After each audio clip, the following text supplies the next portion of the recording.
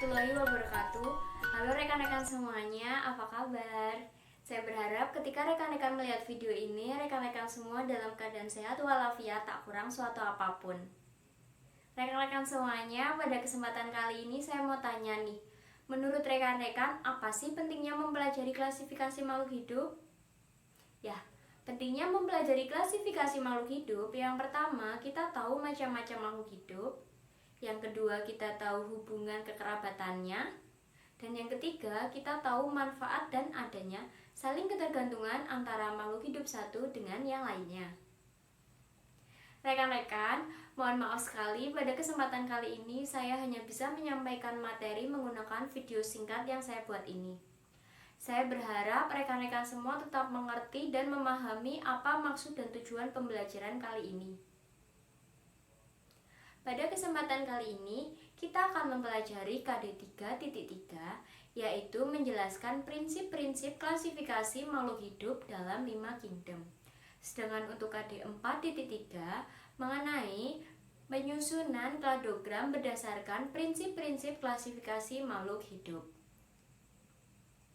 Adapun tujuan pembelajaran hari ini, yaitu rekan-rekan semua diharapkan setelah melihat video ini dapat menjelaskan klasifikasi makhluk hidup, menjelaskan dasar-dasar klasifikasi makhluk hidup, dan yang terakhir, rekan-rekan dapat menyusun kladogram berdasarkan prinsip-prinsip klasifikasi makhluk hidup yang ada.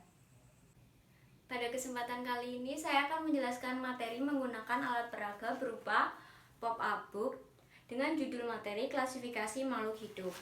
Yang pertama yaitu klasifikasi makhluk hidup. Pengertiannya adalah pengelompokan makhluk hidup berdasarkan ciri-ciri tertentu yang dimilikinya.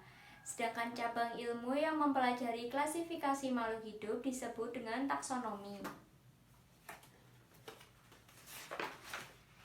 Kemudian yang kedua, dasar-dasar klasifikasi makhluk hidup ini dibedakan menjadi 4. Yang pertama yaitu alamiah, sesuai dengan kehendak alam. Dasar yang digunakan yaitu persamaan sifat morfologinya. Contohnya yaitu yang alamiah, yang pertama pohon. Kedua ini sama-sama pohon, tapi yang membedakan sebelah kanan dia menghasilkan buah jeruk, sedangkan sebelah kiri menghasilkan buah mangga. Selanjutnya yang kedua, dasar klasifikasi secara buatan.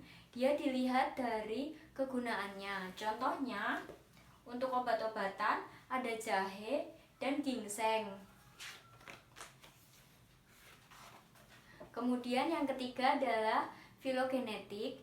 Dia dilihat dari hubungan kekerabatan proses evolusinya. Dan yang terakhir adalah modern. Dia dibuat berdasarkan ciri-ciri morfologi, struktur anatomi, fisiologi, etologi, serta perbandingan struktur molekular dari organisme yang dikelas. Nah, berikut materi klasifikasi makhluk hidup. Selanjutnya yaitu kita akan masuk ke materi kladogram. Kladogram merupakan diagram percabangan yang dibuat untuk mewakili hubungan kekerabatan dan interaksi antar organisme yang dikelompokkan. Selanjutnya, manfaat belajar dari kladogram yaitu mempermudah kita untuk membaca hubungan kekerabatan dan interaksi antar organisme satu dengan yang lainnya. Selanjutnya, pada hari ini saya akan menyontohkan bagaimana cara pembuatan kladogram. Contoh spesies yang digunakan yaitu yang pertama ada ikan mas, lalu ada kadal, kucing, dan kelinci. Yang kedua, kita mendeskripsikan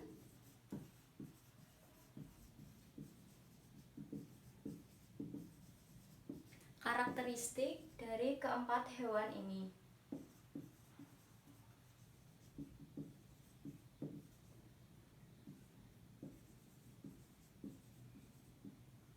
Selanjutnya yang ketiga, kita buat tabelnya dan memasukkan hewan-hewan ini beserta dengan karakteristiknya.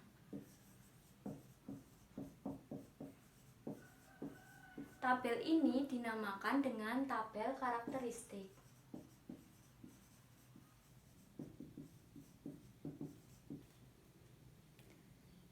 Berikut tabel karakteristik yang saya maksud. Yang pertama ini di sini turun ada karakternya, yaitu ada tulang belakang, 2 pasang tungkai, rambut dan gigi taring.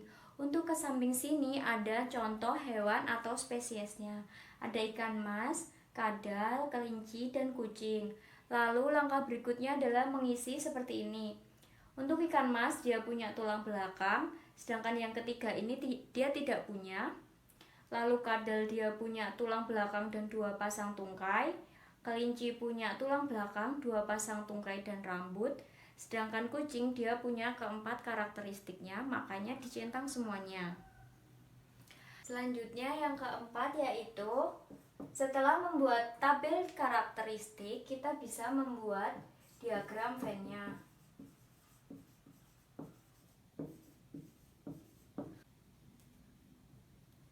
Untuk diagram Venn seperti ini, ada 4 garis yang semakin dalam semakin kecil. Selanjutnya untuk hewan yang pertama kali yaitu ada kelinci, dia diletakkan di dalam karena dia punya 4 karakteristik. Lalu ada kelinci, dia punya 3, makanya diletakkan dekat kucing karena dia dekat dengan kucing. Lalu kadal, dia diletakkan di nomor 3 karena dia dekat dengan kelinci dan kucing. Dia hanya punya 2 contoh karakteristik yang sama dengan kelinci dan kucing. Lalu yang ketiga ada ikan mas, dia diletakkan paling luar karena dia hanya memiliki 1 karakteristik yang sama dengan spesies yang lainnya. Setelah membuat diagram Venn, kita bisa membuat kladogramnya.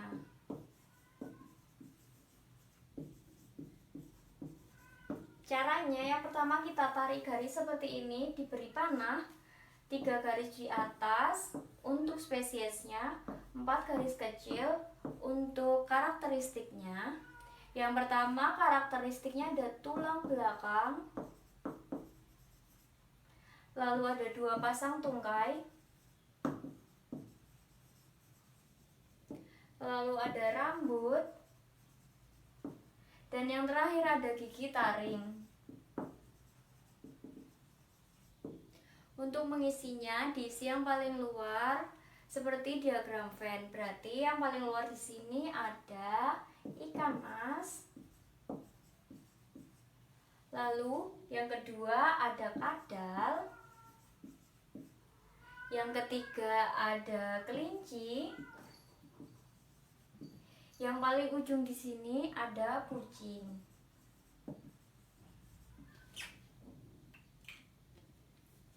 Nah, seperti itu tadi cara pembuatan kladogram. Sekarang masuk ke kesimpulan. Yang pertama yaitu klasifikasi makhluk hidup, yaitu cara pengelompokan makhluk hidup berdasarkan ciri-ciri tertentu yang dimilikinya. Kemudian ada 4 dasar klasifikasi makhluk hidup. Yang pertama adalah alamiah, kedua buatan, yang ketiga filogenetik, dan yang keempat adalah modern. Untuk selanjutnya, rekan-rekan semua diharapkan menyusun kladogram seperti yang sudah saya contohkan tadi, namun dengan spesies yang berbeda-beda. Sekian materi yang dapat saya sampaikan, semoga bermanfaat. Kurang lebihnya mohon maaf. Wassalamualaikum warahmatullahi wabarakatuh.